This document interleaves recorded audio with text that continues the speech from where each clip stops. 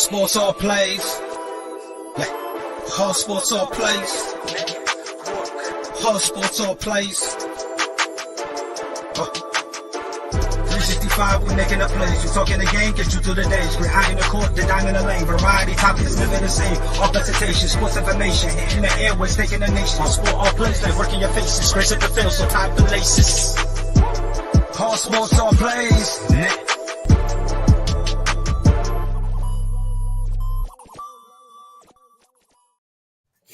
All right, what's up, everybody? Welcome to Gonzo and the Judge Sports Talk Friday, November 4th, 2022. My Pacers got to win tonight, so that's always a good thing. It was barely, but we got to win. But no, it hasn't been a bad night. No baseball tonight, unfortunately. Today's a travel day. Game 6 World Series be tomorrow. Been some college football games on. I'm actually watching a pretty good game now. The Washington and Oregon State game just started. First quarter's almost over. It's been a pretty good game. But joined by, like always, by the sports judge, Jonathan Mathis. How's it going, man? What's up, Gonzo? I'm way up. I feel blessed on this wonderful Friday. Happy Friday to you. Thank God it's Friday. I have the Laker game on behind me. I don't really know the score because I haven't really paid much attention. I just really had it on for sound noise. Maybe I should have paid more attention to see what the score is. Maybe you might have the score in front of you, or maybe I should just turn my head around and see the score and see that the Lakers are down to the Utah Jazz, which is not very surprising to me one bit. I like your Ice Cube shirt, by the way. That is stylish. That is very cool right there. I like that. Yeah. Oh, yeah. Always got to rep Ice Cube when I can. Oh, you know, I always got to rep a graphic tee. That's how I am. I don't listen to them like the new rap. So if I listen to rap, it's like Ice Cube, Tupac. It's all the like 90s, early 2000s guys. Oh, I have to agree with you 100%. This hip hop today is trash. It's garbage. And the new stuff isn't for me. Yeah, I don't know what these youngsters are listening to today. I mean, these guys can spit lyrics, but some of the music is just way out there. You know, a lot of it don't make sense. A lot of it has no meaning to it, has no substance. It's hip hop is not the same anymore, and you know, it's more telling as the day goes that it won't ever be the same.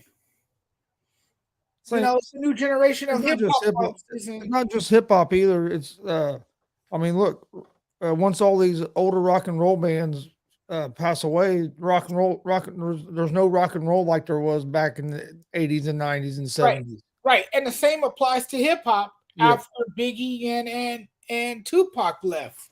You know, I think hip hop will be a lot different today if those guys were still alive.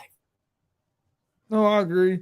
But no, man, we have been having a lot going on in the sports world. World Series, let's start with that. Been a great, awesome World Series to watch. That game, if you weren't excited watching that game last night, I don't know. There has to be something wrong with that game. Was a real tight game, ended up being a 3-2 game. Phillies had plenty of the chances to win that game, just couldn't. I think, if I remember correctly, they stranded 12 runners on base last night. Just couldn't get that hit with runners in scoring positions that they needed.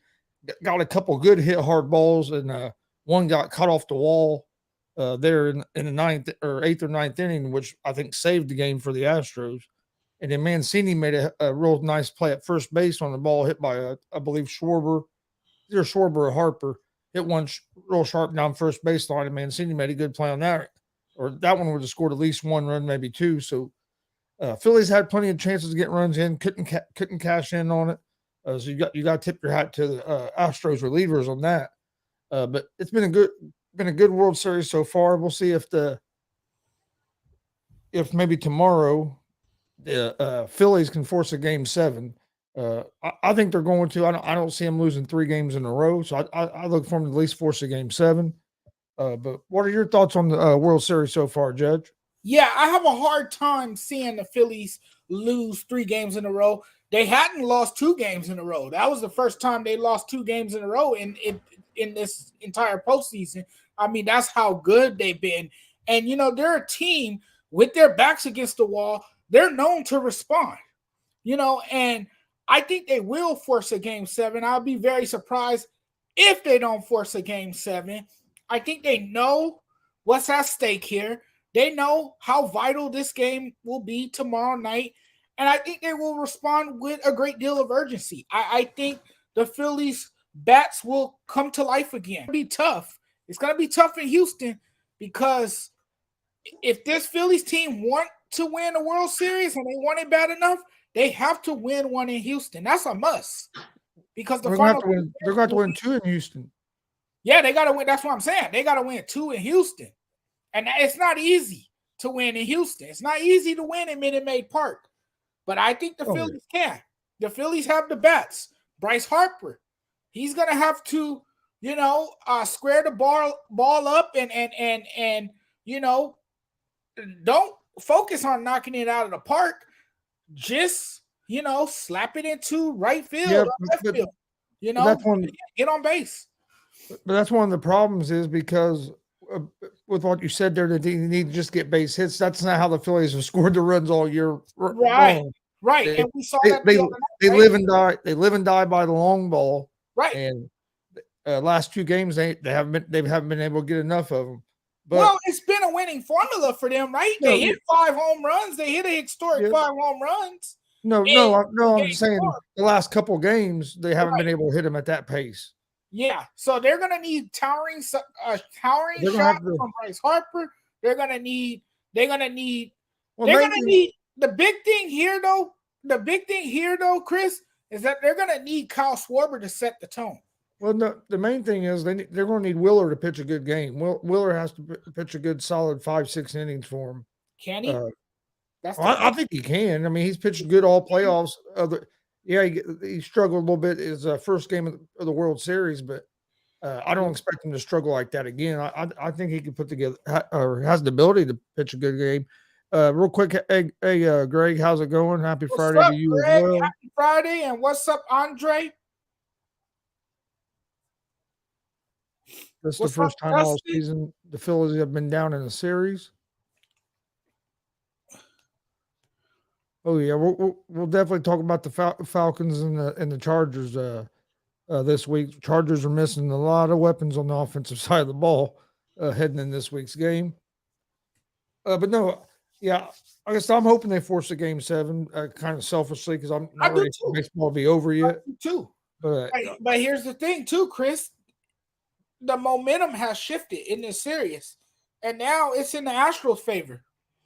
So the pressure is now on the shoulders of the Phillies. Yeah. I mean, to a point, just because I know, like the Phillies they've already overexceeded expectations for like the outside world, but especially to the Phillies, you have to win this game. I mean, it's a win or go home game. So I mean, the pressure is definitely on the Phillies here because the Astros, if they get beat, they have another game they can play to try to win. Phillies don't have that luxury at this point in the series. That's why last night's game was so big, because whoever won last night's game had an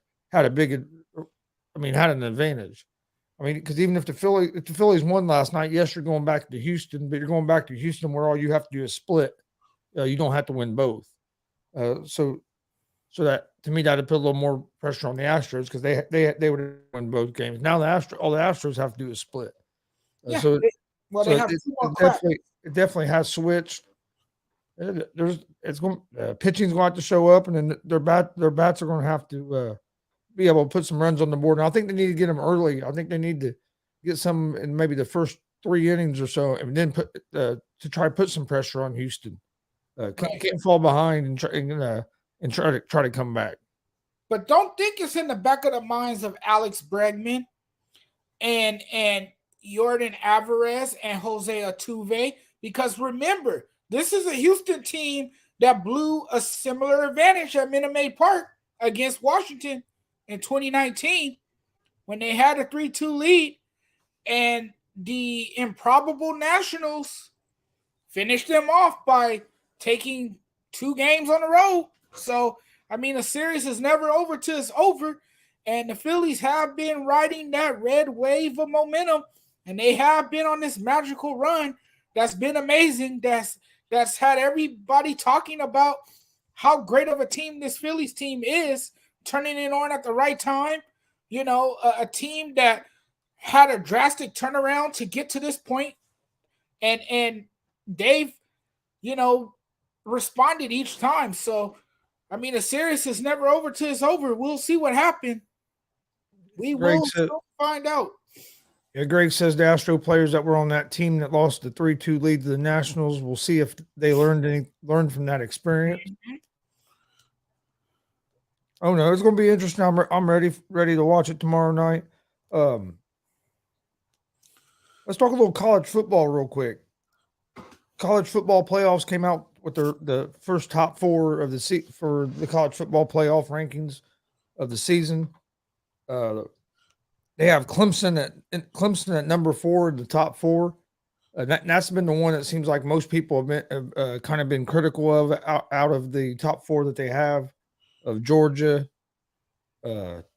Tennessee, Ohio State, and Clemson. Do you think Clemson belongs in the top 4? No, I don't think Clemson belongs in the top 4. I think Michigan. What's going on, Mike Hughes? Well, no, I don't think Clemson belongs in the top 4 at all. Yes, they have an 8-0 record overall. They're 4-0 at home. They're 3-0 away. Yes, I get it. But if they were to meet a tougher opponent in the playoffs, they'll probably get slaughtered. They'll probably get slaughtered easily. No, I agree. It's a done deal for them. It's a wrap. No, I agree 100%. Clemson shouldn't be in top 4. Michigan should have been in top 4 over Clemson. Yes, I wouldn't even have Clemson at 5. Honestly, I know some people ain't gonna agree with me. I'd have TCU at 5 before I have Clemson at 5. I don't even think I would have Ohio State as high as they have Ohio State. I'd definitely have Ohio State in the top 4. I don't know. They played a lot of cupcakes. I don't know if I think they'll get slaughtered too. We'll see. We'll see when they meet Michigan. That would be their real test right there. Because to me, they had a light schedule. They haven't really played anybody that's tough. You know, they've been able to blow out a number of their opponents. So, I mean, who have they really played? I mean, you could question that as well. No, I think Ohio State deserves to be in the top 4. They got a pretty solid team. I do kind of think that Michigan might beat them again this year, but I definitely think Ohio State's a good football team. Well, they definitely got playmakers. They definitely got a good quarterback in Stroll.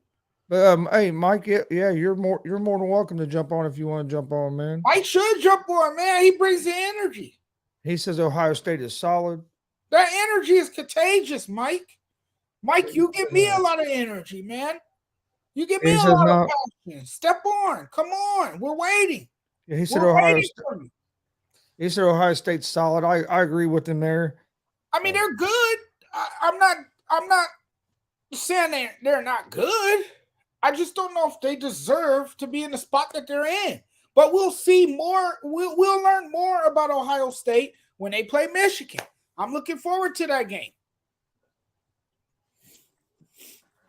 Do you guys see Oregon or USC making the top 4 if they win the Pac-12? No, I really don't. The Pac-12 doesn't get love like the SEC or like the Big Ten, you know, or even in this case, the ACC with Clemson being a top 4 school, which has blown people's mind. But no, I don't see Oregon or USC. Oregon or USC will get a Rose Bowl game most likely if that's not a playoff game this year. I don't know if the Rose Bowl is one of the playoff sites this year. I'm not too sure, but it's been a tradition for many years that the Pac-12 teams versus the Big Ten teams play at the Rose Bowl. Yeah. I don't see a Pac-12 team, either one of them making it. No. I can see a scenario where the committee will put 3 SEC teams in because if Of depending course. on how everything falls out, I could see Georgia, Alabama, and Tennessee all making it. Which I don't. Hope we don't get 3 teams from one conference, but I could see a scenario where the college football playoff committee would do that. I think one of them teams is going to get eliminated because Georgia and Tennessee play this week. Then you still have the SEC championship game where the winner of Georgia and Tennessee will have to play Alabama, probably because they're in that other division.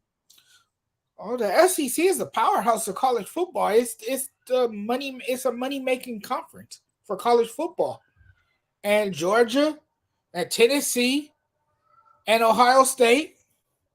It's not so much about the product that they put on the field. It's about making money for the NCAA. That's what it's ultimately about at the end of the day.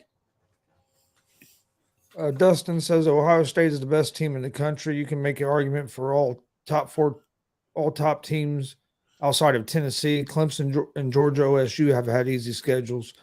Yeah, Tennessee's the only one you really can't complain about their schedule much because they have a win over Alabama. I think Ohio State's right up there with the top teams. I kind of like Tennessee to win it all. Georgia's right up there, and I'd put Ohio State right with them teams. And I think Michigan's right up there as well. I think Michigan has a good chance of. I think Michigan Ohio State game is going to be one hell of a game to watch. We'll learn more about Tennessee too when they play Georgia. When they face Georgia this weekend. Tomorrow. We'll learn more. That's tomorrow. We'll learn more about Georgia, and we'll learn more about Tennessee tomorrow. But Hendon Hooker, he's like a Heisman hopeful. He's a Heisman hopeful to me. Hendon Hooker, man. Yeah. Hendon Hooker is an absolute stud. Damien, Tennessee hasn't played anybody good at all. I don't see how they're in the playoffs. What? No. But Hendon Hooker, man, he has shown flashes of maturity. And they beat Alabama, so you can't say they haven't beat nobody. That's ridiculous. That's a ridiculous statement right there. Tennessee has beaten Alabama. Tennessee went on the road and beat LSU. To me, those are 2 big wins right there. That solidifies their case to be a top 4 school. Oh, they should be in the top 4. Absolutely. John, I agree with what John's saying here about the only way Oregon make it is if Clemson loses to North Carolina in the ACC championship game. Bama would have to lose one more, and then Texas would have to upset TCU. So I think undefeated TCU gets in before Oregon. Yeah, Oregon will need a lot of help. I agree with John. Greg, you're right. If LSU beats Bama tomorrow, Bama's playoffs hopes are done. They got to beat LSU tomorrow and then win and I think they have to win the SEC conference championship game to get in the playoffs. Since they already have that one loss to Tennessee. I've lost all hope in Alabama. Alabama is not the same team anymore. They're not a powerhouse anymore, and nobody is afraid of them.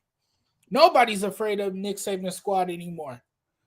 And anybody feel when they face them that they can beat them.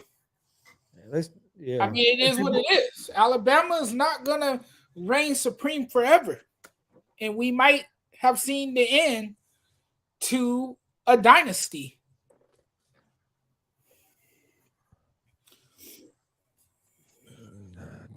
Damon said Tennessee played Alabama team that was already beaten up with injuries. That's not a big win. Tennessee has bigger wins than what some of the other teams in the Final Four. So I don't know how you can just pick out Tennessee like that they should be the one out of the top 4 when Ohio State doesn't have a. Who's Ohio State's big win, Damien? Right. Who's Georgia's big win this season? Some Ohio State fan told me Toledo was their biggest win. Oh, they obviously don't watch football. I mean, right. Yeah. If you think Toledo was a big win for Ohio State, you obviously do not follow college football very well at all. Don't follow it that much to say to make a statement like that. Are you just that damn oblivious? Toledo. They're a damn MAC school. Right. But that was apparently a big win for the school.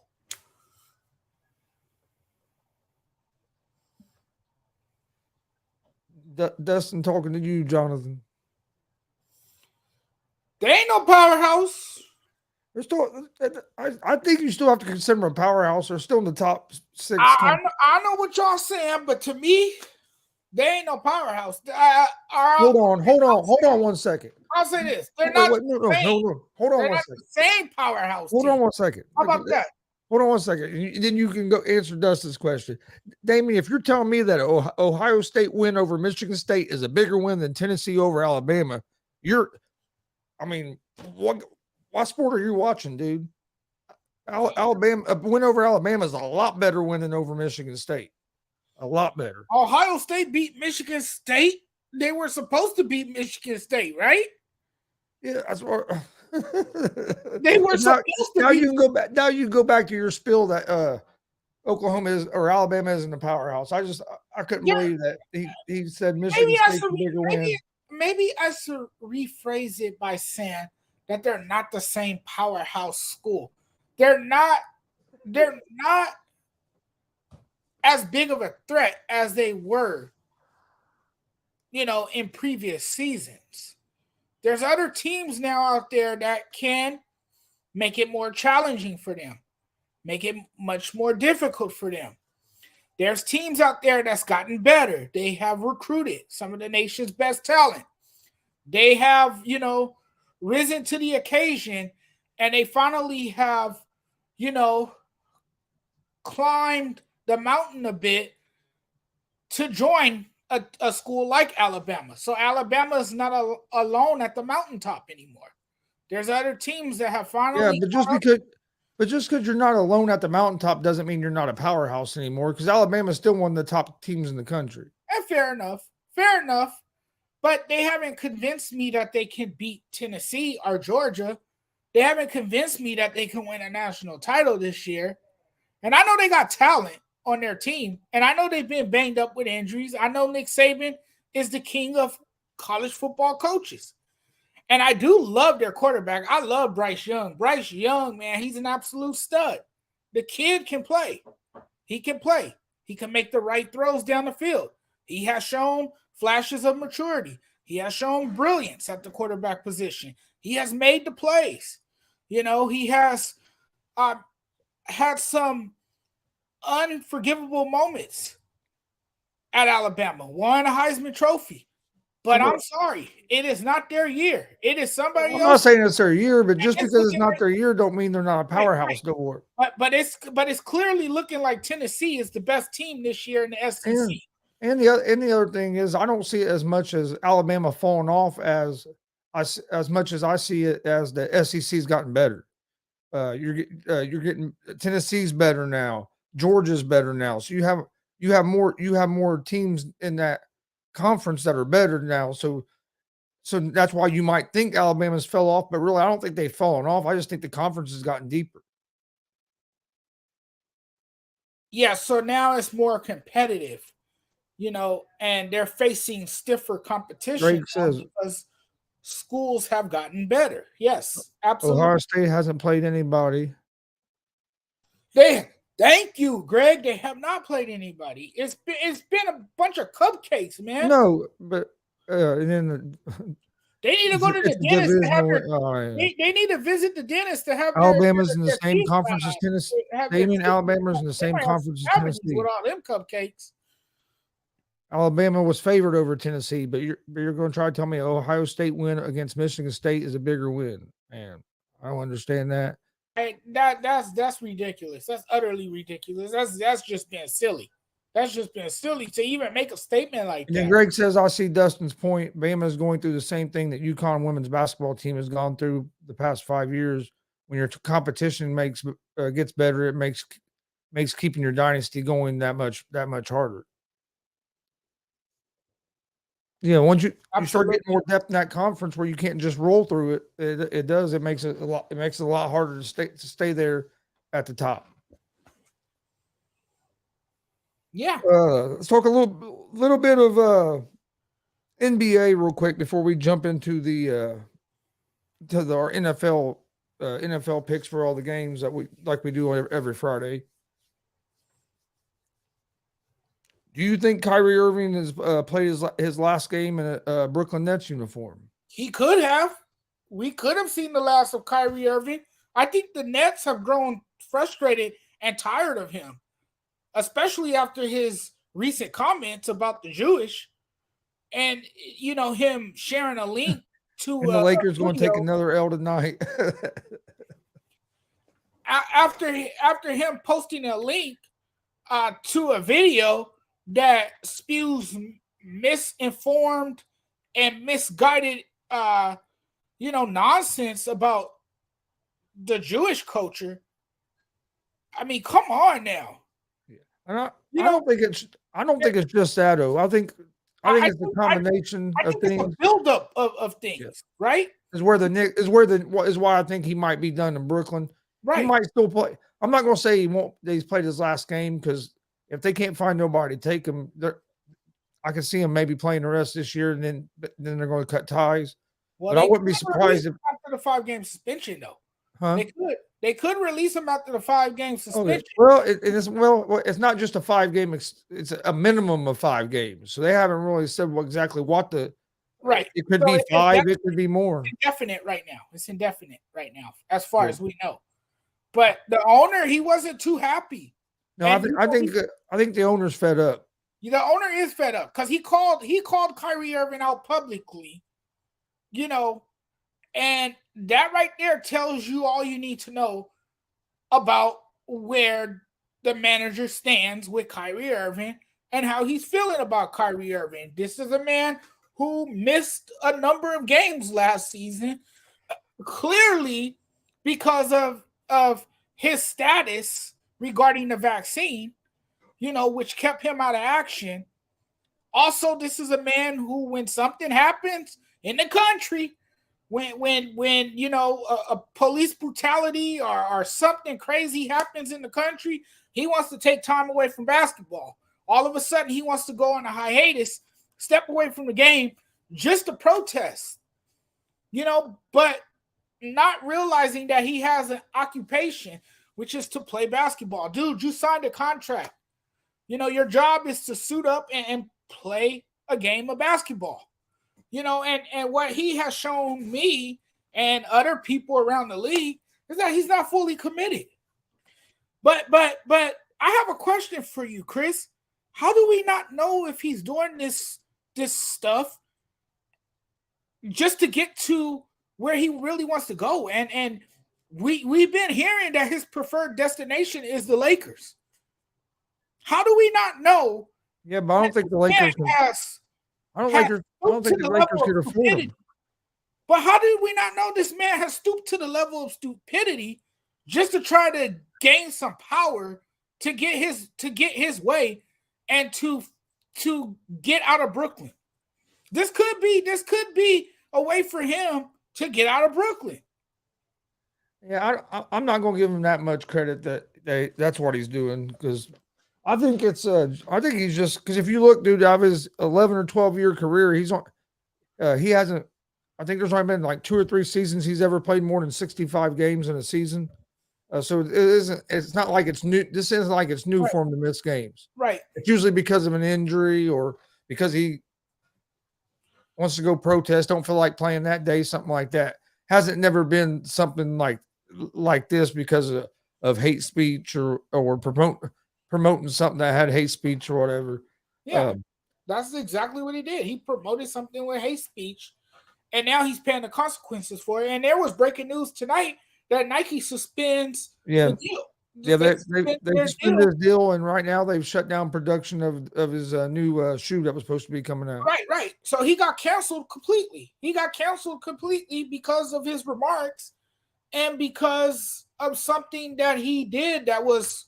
But Nike didn't say they were just going to like they were leaving them for good. They said they're suspending it. They're suspending the relationship, so that could end up coming back. Maybe if he's gets things going back the right direction. I just don't know if the Nets do want to get rid of him, I don't know if there's going to be a lot of teams that are going to be jumping at the door to bring him in. Yes, No. he's a talented basketball player, but he don't seem to fit in with teams. Ever since he's left LeBron, he really, I mean, a lot of times it looks like the team plays better when he's not on the floor. When he was with the Celtics, I'm not going to say the Celtics were a better team without him, because I think if he could have been on the team and fit in, he'd have made them better because of how good of a player he was. But it was something about that team had better chemistry when he wasn't on the floor. Yeah, and now people have painted this narrative about him. And, but he bought it all on himself. And sometimes it's best. Yeah, I agree with Greg. He actually took the words out of my mouth. Sometimes it's best to keep your opinions to yourself and keep your mouth shut. Sometimes things are better off left unsaid, and Kyrie Irving feels that he can say whatever he wants to say, which he can. But with our words comes consequences. And I think one got in trouble. Now he's paying for it. I think what got him in more trouble this time with this, what happened with what's got him in the most trouble, I think, with the Nets owner, is that he posted it, and then when they said something to him about it, or when the media said something to him, he basically doubled down on it and didn't apologize. I think that's, and I'll be honest with you, I don't think the Nets. So I don't know if the Nets would have suspended him because the Nets I think they were waiting to see if it was just going to kind of go away. But then when Adam Silver came out yesterday and made his comments about it, and then all of a sudden, like a few hours later that evening, they suspend him. So I think it was more of pressure from the NBA that got the Nets to suspend him, because I think the Nets was kind of hoping that when they agreed that the Nets and Kyrie are both donating $500,000 to an organization or whatever, I think they were hoping it would kind of go and just go away from there. And then when the commissioner made his comments against it and stuff, I think they got pressure from the NBA to suspend Irving. I think they were. I think that was more of an NBA move than just the Nets. Yeah, they put pressure on the Nets to respond quickly and to hand down a severe punishment for Kyrie, because Kyrie's comments were offensive, dismissive, repulsive, and he has yet to show any remorse. And when he was asked about it during a press conference, a press conference that was about anything but basketball, when he was asked, he was very combative and very defiant. But Kyrie has always been defiant and combative when people call him out or question him about his remarks or how he is feeling, or why did he do this or why didn't he do that. That's always been Kyrie. That's always been the person that he is. That's just who he is. And I understand that if this guy wants to take a break from basketball, okay, go for it. If you want to commit to being an activist full time, and you want to, join hands with a community and preach about police brutality and march the streets, that's fine. You can do that. But you still have to, honor your contract as an NBA player if you're under contract with a team. You can't decide one day you want to play basketball and then the next day you say, okay, I'm not going to show up. No, it doesn't work like that. They need a guy that's going to be committed to the team. And Kyrie has shown countless times that he's not fully committed to playing basketball. And then worse, he creates distractions for the franchise. He has clearly become a cancer in the locker room because of his comments or because of what he says. And at some point, it gets old. It gets old, and then people get fed up, and they say, you know what? Enough is enough. Enough is enough. Okay, first of all, Damien says Ohio State win over Michigan State is a big win because of the big loss they had to Michigan State last season. Okay, but Alabama's not a big win for Tennessee when Alabama was in the national championship game last season. So that don't make a whole lot. And then Damien says you don't understand why everyone is caring about what KYRIE said. Yes, what he said was wrong, but everyone is jumping on KYRIE. But why not jump on Vic Fangio and Drew Brees when they said stupid things about Black Lives Matter and kneeling to the flag? Nobody criticized them. Hey, I jumped on Drew Brees. And by the way, you spelled Drew Brees wrong. Drew Brees got crucified when he mentioned something about not kneeling for the flag by everybody. So you must not have been watching NFL news. Drew Brees got crucified over that situation. He got roasted by mainstream media. That's all they talked about for 4 or 5 days. People were pouring on the Twitter to call him out, and he got crucified when it came to that. Yeah, he really got crucified. He heard it from me too. So that's a lie. He might not got suspended by the NFL, but he got criticized a lot. So you can't say nobody criticized him. He got criticized. There was even videos, right? There were even videos of people burning his jerseys. It was a bad scene for him. You ready to get to the NFL? Let's do it. Let's do it. Let me get it pulled up here.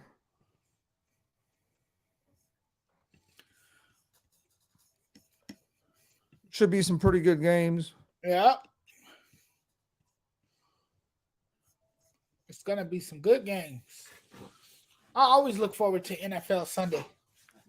I won't get to watch all of it. I have a wrestling show Sunday, so I'll get to watch the Sunday night. Well, I'll get to watch most of the early games, and then the Sunday night game I'll probably be listening to on my way home. Okay. First game, Indianapolis Colts at the New England Patriots. Indianapolis Colts at the New England Patriots. I'll let you go because you already know who I'm picking, so I'll let you go first. Man, the Colts, man, they humbled the Patriots a year ago.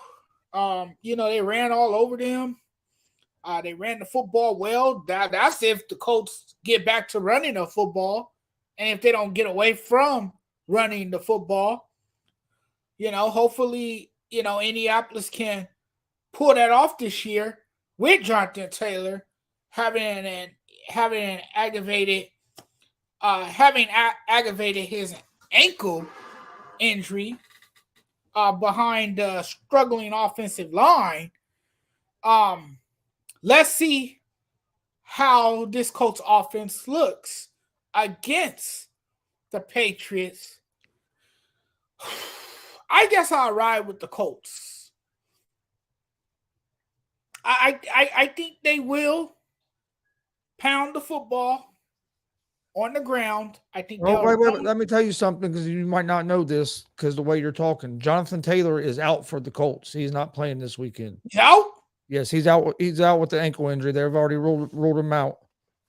Oh well, then I gotta ride with I gotta switch my pick. Then I gotta ride with the Patriots. I could have just let you win him blind, but I mean, because I was like the way he's talking, he doesn't know Jonathan Taylor's not playing. Thank you. Yeah, I thought he was. No, he's.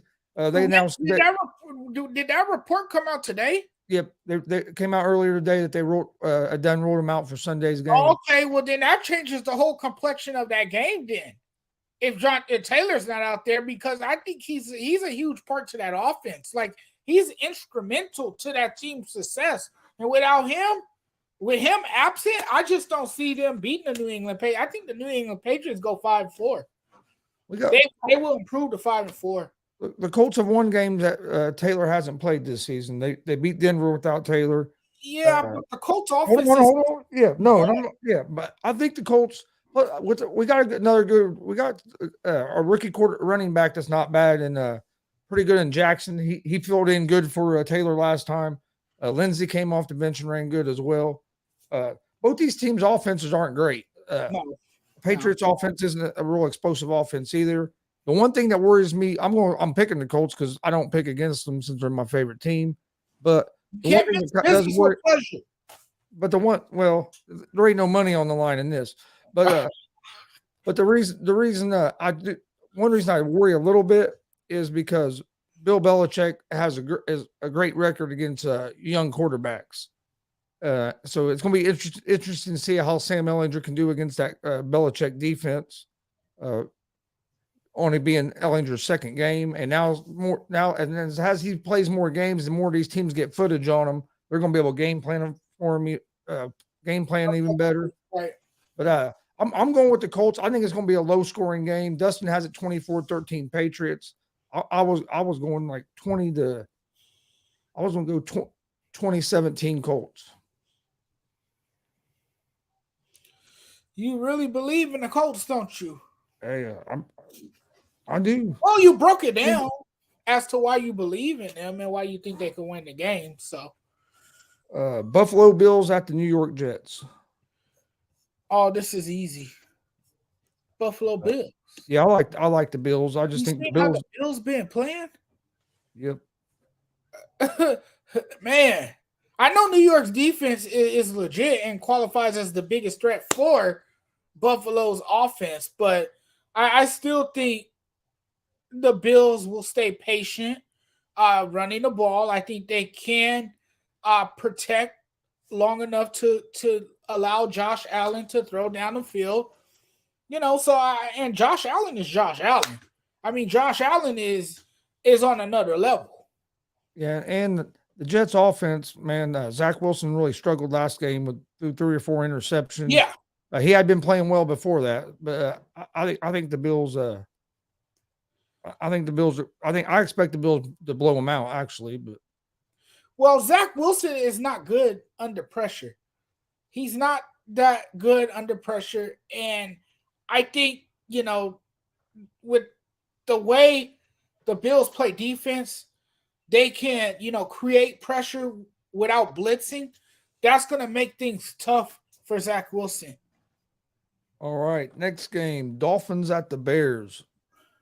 I like the Dolphins here. I just don't trust the Bears offense yet. And with the Bears getting rid of Roquan Smith on their defense, how's that going to affect their defense as well? But I just don't think the Bears have enough offense to keep up with Miami. I like the Dolphins. Yeah, the additions of Bradley Chubb and Jeff Wilson bolsters the Dolphins roster. And they're gonna look different defensively. Also, they'll eventually get back their cornerback Byron Jones. This team is gonna look different defensively. I think Tua will be ready. They're in the lineup. You got Tyreek Hill. You got Jaden Waddle. They will eat as well. I love the maturation we've seen from Justin Fields, but I think this will be a little bit too much for him having to face this Dolphins team. And I think this Dolphins team will put a lot of pressure on him. I think they will get after him. And I think the Dolphins will win this football game and will improve to 6-3 on the season. Then you have the Green Bay Packers at the Detroit Lions. And this is a little bit of a tricky one for me because I can see it. I can see a path to where the Lions win this game, especially if their offense, because their offense can score some points. Their defense doesn't stop a lot of teams, but the Green Bay Packers offense isn't explosive. But it's a divisional game, so usually these divisional games are close, and as a lot of times, as we know. I'm gonna go with the Green Bay Packers, even though there's something telling me that we could see an upset. This you want to know if you've even called it a big upset nowadays, but something's telling me we could see the Lions coming out on top. But I think Aaron Rodgers and the Packers are going to figure out a way to get a win. I have to respectfully disagree with you, my friend, and I have to go with the Detroit Lions. As you said moments ago, the Detroit Lions can put up a lot of points. They like to score a lot of points. They just can't. But we've also seen games where they haven't. That's what scares me. So It's going to be interesting. They just can't finish games. That's been the problem with them, is that they can't finish games, it seems. But I think Green Bay's defense will have a little trouble getting off the field against Detroit. and the Packers are just not the Packers anymore. They're not a scary team. Aaron Rodgers is frustrated as hell. He doesn't have the support from his supporting cast. He can't trust or believe in his wide receivers. I think this will be a tough afternoon for him against the Detroit Lions. And I just think that this game is in favor of the Detroit Lions. Like I said, I can see either one of these teams winning that game, so I can't be mad that you went the Lions. Next game, Minnesota Vikings at the Washington Commanders. I like the Vikings here. I can't believe they only have the Vikings as 3-point favorites in this game. I like the Vikings offense. That getting that new coach this year, their offense has really looked a lot more in sync and have better chemistry. And then they just added Hawkinson from the Lions to that offense, gave Kirk Cousins another weapon, and I just don't see the Washington Commanders being able to score enough points, and I don't see the Washington defense, who hasn't been playing real great, being able to shut this Vikings offense down enough. Because I think the Commanders would have to hold the Vikings under 20 points for them to have a real shot at winning this game, and I just don't see the Commanders defense being able to do that. Yeah, I like Minnesota. I just think they have a lot more on offense. They have the playmakers. You have Justin Jefferson. You got a new tight end now. Kirk Cousins has so many weapons at his disposal. Now he gives his receivers a chance to make plays, but so does Taylor Heineke, who gives his team a real chance as well. It's great to see him starting at quarterback. If you're a Washington fan, you've seen what this guy is capable of doing. You've seen him lead the offense before, but I just think they don't have enough to beat Kirk Cousins and the Minnesota Vikings. I think the Minnesota Vikings win this game big against the Commanders. Next game is the Carolina Panthers at the Cincinnati Bengals. John says he thinks Panthers versus Bengals is going to be closer than people think. I'll let you go first on this one. Cincinnati Bengals have not had a great year. They don't have their top receiver, but they still deep in that receiving room. They're still deep.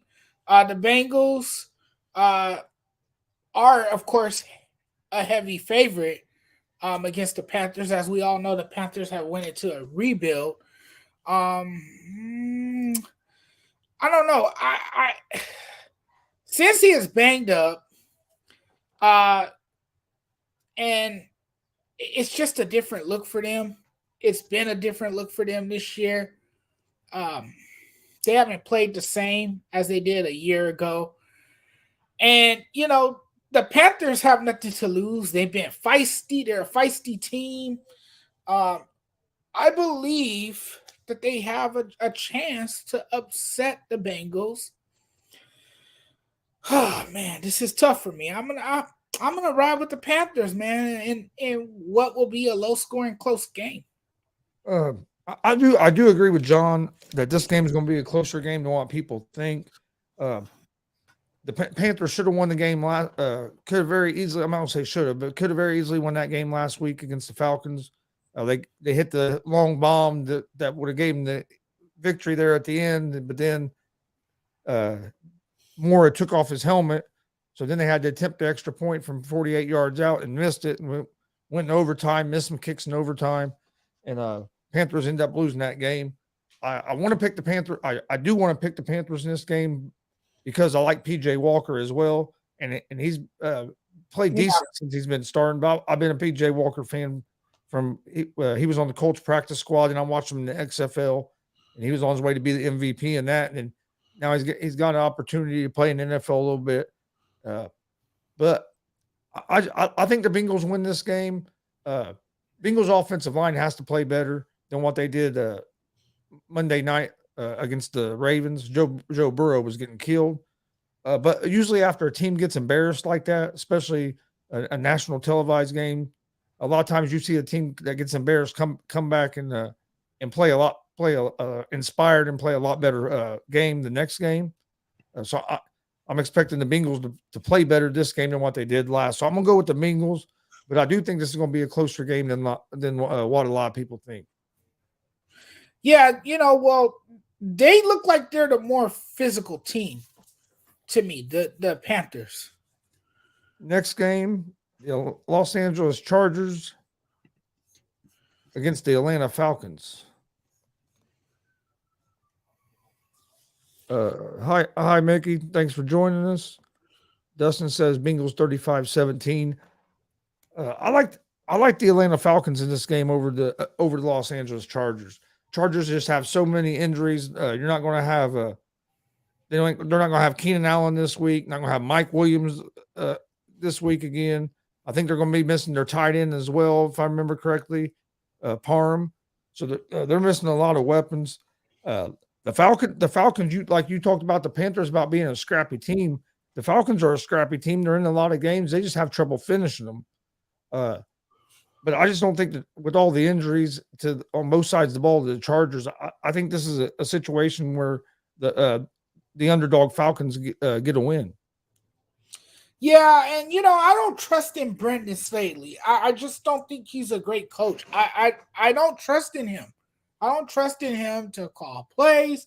I don't trust him to put his team in position to win games. I think he has put his team in tough spots. And like you said, a major concern is with Mike Williams and Keenan Allen being hurt. So you take those two guys away from your offense, and things are totally different for Justin Herbert. It's not going to be easy against an Atlanta team that is run heavy, that can score points. They like to run the football, and I think the Falcons are just the better team in this contest. I think the Falcons will come away with a win. All right, next game. You said Falcons, right? Yes, Falcons. Next game is the Las Vegas Raiders at the Jacksonville Jaguars. Jaguars got out to a hot start to start the season off, but since then they have not been playing very good football and have really cooled off. But the Raiders have not been playing real good football either. Raiders got embarrassed last week by the Saints. The Saints just whooped them. Whooped them up really good. But with that being said, I'm gonna go with the Raiders this week because also when a team gets embarrassed like that, I think they usually come back and play better. I haven't seen Jacksonville hasn't. They just haven't been the same team like they were in the first 2 or 3 weeks of the season. So I like the Raiders here to bounce back and get a win. Look, both of these teams are terrible in situational football. Both of these teams.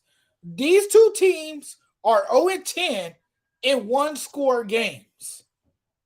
They've been unlucky, and they just played horrible in situational football. I can't emphasize that enough. The Raiders, they have stars. Yes, they have Max Crosby, Devontae Adams, Josh Jacobs. Derek Carr, though, man, he's coming off of a rough game. The Raiders, as you said, got embarrassed last week, publicly humiliated. It was not pretty for them. It was absolutely ugly for the Raiders. I think the Raiders bounce back, and I think they have a better showing this week. I think they're tired of people talking about them. I think, they want to, clear some things up, and they want people to hear them this week. So I think I'm going to go with the Raiders. Then you have the Seattle Seahawks at the Arizona Cardinals. I'll let you go first on this one. So the Seattle Seahawks at the Arizona Cardinals, man. Oh, the Seahawks D, man.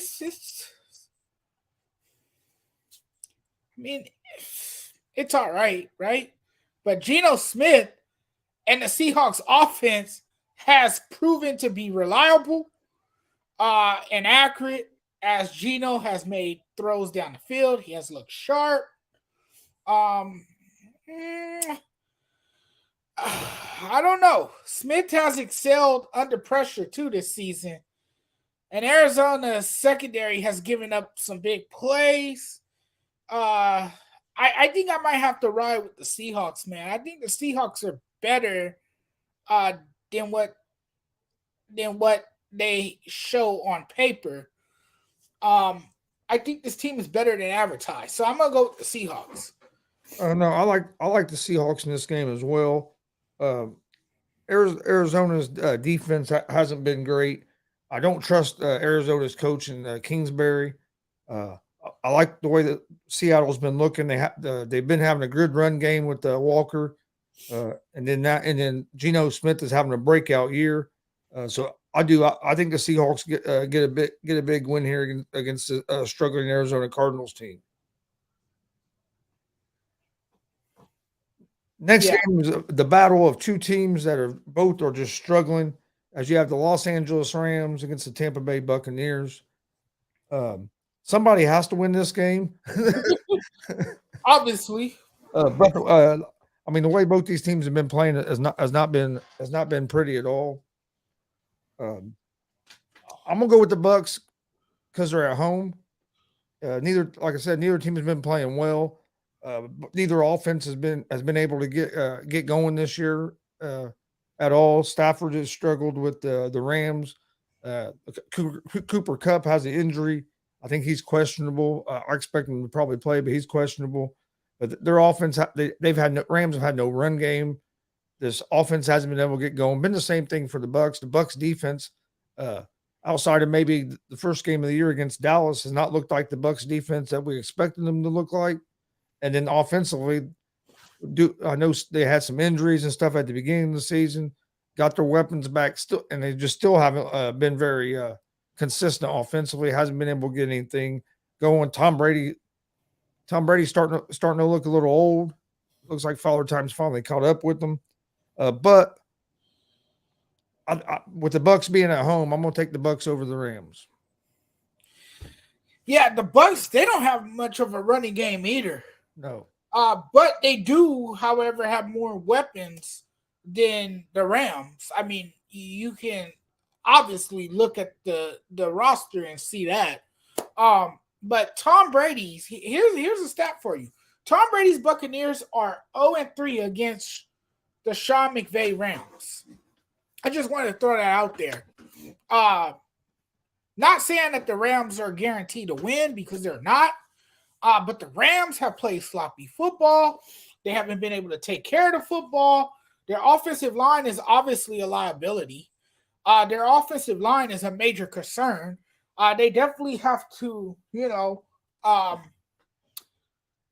fix the offensive line or implement a quick fix or something. There's something this team has to do to improve that offensive line of theirs, because the offensive line has not been able to protect Matthew Stafford. It has not been able – the offensive line has not bought him enough time.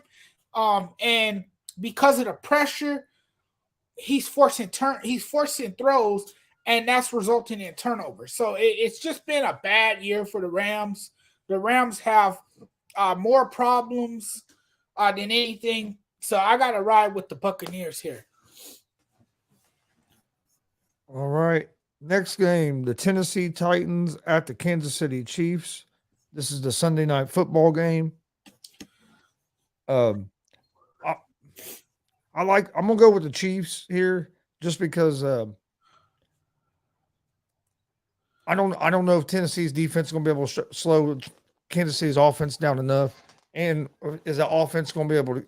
But don't get me wrong, I can see a pattern, or not a pattern. I can see a way where Tennessee can win this game. I can't. Oh yeah, well, hold on. I can, because if you go in with the same strategy I said the Colts would have to use to beat Kansas City, is where you got to keep the ball. You got to keep the ball on the ground. You got to run Taylor, get Taylor going, keep Patrick Mahomes on the sideline. You got to win the time of possession. You got to be able to run the ball. They got and then play good defense. They got to do use that. And the Chiefs have struggled against the Titans here in recent years as well. I don't trust Tannehill if he has to get in a throwing game, but if they can get Derrick Henry going, I mean, there's a path where Tennessee could win this game. Like I said, if they could use like the blueprint, like the Colts did, we've seen teams. If you can get a running back going and keep Mahomes and them on the sideline, it's hard for them to score points, and you got to try to cut their number of possessions down. I don't think the Titans are going to be able to do that on a consistent basis. So I'm going to go with the Chiefs to win the game. But it could end up being an interesting game. Yeah, the Chiefs, to me, they're almost impossible to beat. They're just almost impossible to beat. They're too damn good. They have arguably the best quarterback in the league, Patrick Mahomes. And Patrick Mahomes has only been touched just 3 times. It's amazing. But I know the Tennessee Titans defensive front is scary. But that's not going to put fear in Patrick Mahomes. Patrick Mahomes is put fear in him, Mo. Are you telling me wait a minute? Let me ask you this: are you saying that the Colts defense put fear in Patrick Mahomes? I don't think any. Okay, that's what I'm saying. And the Colts won. The Colts was able to beat Kansas City. I don't think Patrick Mahomes fears anything. No, that's what I'm saying. I wouldn't use that as a measuring stick because he didn't fear the Colts and he lost. So that just because he don't fear him don't mean he can't lose.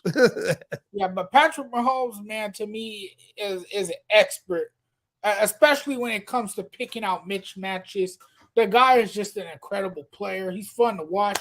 Damn, I wish he was my quarterback. That's how great he is, and he has an impact on the game. He could make plays. He could create plays. He utilizes his weapons to his ability. It's just amazing to watch this guy play, and so I got to go with the Chiefs. I think they have one of the best offenses in all of football, no question about it. Surprise here. Got some breaking news. Greg picked the Chiefs to win the game. Oh, obviously. He's like me, yeah, go bet against the team, which I think the Chiefs are going to win this one. Hey, how's it going, Corey? I'm doing pretty good. Hope you're doing well. Just finishing up a busy day of sports and then start getting stuff ready for tomorrow. We got one more game. Next game for the NFL is going to be the Baltimore Ravens at the New Orleans Saints. Ravens are 2.5-point favorites. Saints looked good last week against the Las Vegas Raiders, but how much of that is how bad the Raiders are, or was that how good their defense was playing?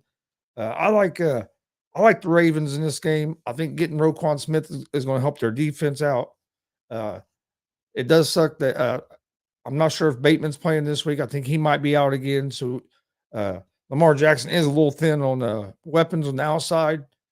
And Andrews was banged up last week. I know he tried to play, but he was banged up with the shoulder. But I like the Ravens here. I think the Ravens are going to be able to put up enough points against the Saints. So I'm going to go with the Baltimore Ravens to win on Monday Night Football. I like the Baltimore Ravens on Monday Night Football as well. Lamar Jackson is playing for a contract. He wants to secure that bag. The addition of Roquan Smith was nice. It helps solidify that defense of theirs. So I gotta go with the Ravens over the Saints. All right, that's all the NFL games. Corey, I'll actually send you a message here in a few and let you know about that Muncie show.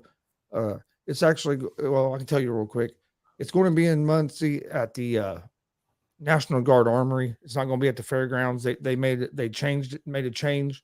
They're actually a flyer should be coming out real soon. They just announced it like 2 days ago. This month it's not going to be the War Games, but they are going to have a show Saturday, November 26th at the National Guard Armory here in Muncie, Indiana. I'll have more information on it here once they release the flyer. But if you go to DCCW Indiana, they done a little video the other day talking about it. But in the tickets and the flyers should be out here real soon. Judge, you got any final thoughts before we get out of here on this Friday night? The Lakers are down by 4 with 1:47 to play in the third. Oh, we still got a lot of time. The Utah Jazz. Yep. And we all know how much of a surprise the Utah Jazz. Hey, season. Right? They have a pretty strong bench as well. Yeah, the Pacers got a big win tonight. I don't know if you call it a big win, but they got a win over the Miami Heat. But it was nice to see that they played a little bit better defense. I think I like the young team we have. I mean, we got some talent, and you can see us getting better. It's going to be interesting to see how everything ends up developing over the next year or two with that. But appreciate everybody watching tonight. Please hit that subscribe button on YouTube at Gonzo Sports Room and at the Sports Judge. Also at All Sports All Plays network as well. Like and follow us on Facebook and Twitch at Gonzo Sports Room and at the All Sports All Plays network. You can find all the information about the Gonzo Sports Room shows on YouTube or on Facebook, Twitter, Instagram, all at Gonzo Sports Room. That's where I post all the information about the shows. If you're a college football fan, in the morning, go check out Ray Cruz and Dre Montez's college football breakdown show. Starts at 9 a.m. in the morning and goes up till kickoff at noon. You can find that on YouTube, Facebook, Twitch. I think Tiki Live TV, Roku TV, all at the All Sports All Plays network. So that's a great show there Saturday morning to get you ready for the college football games. Big slate of college football games tomorrow night. Big slate of games, man. Tomorrow morning and afternoon. Actually, basically just all day tomorrow. Yeah, that's a lot of great college football games tomorrow. A lot of college football games tomorrow. And then Sunday, of course, you got the NFL. Yeah, and then Sunday the NFL. Saturday night, you also got game 6 of the World Series. And tomorrow at noon Eastern, for anybody that's a pro wrestling fan, myself and my dad will be doing a watch along for the WWE Crown Jewel. Starts at 12 p.m. Eastern time tomorrow. So if you're a pro wrestling fan, you want to talk some wrestling, jump on with us tomorrow. But on behalf of the sports judge, Jonathan Mathis, I'm Chris D. Gonzalez. We will be back on Monday night, 11 p.m. Eastern, for another episode of Gonzo and the Judge Sports Talk. Everybody have a great weekend. Stay safe. Weekend. We'll see you Monday night. Be safe. All sports, all plays. Yeah. All sports, all plays. All sports, all plays. 365, we making up plays. We talking the game, get you through the days. We're high in the court, the dime in the lane. Variety topics, living the same. All presentation, sports information. Hitting the airways, taking the nation. All sport, all plays, they working your faces. Grace at the field, so tie the laces. All sports, all plays.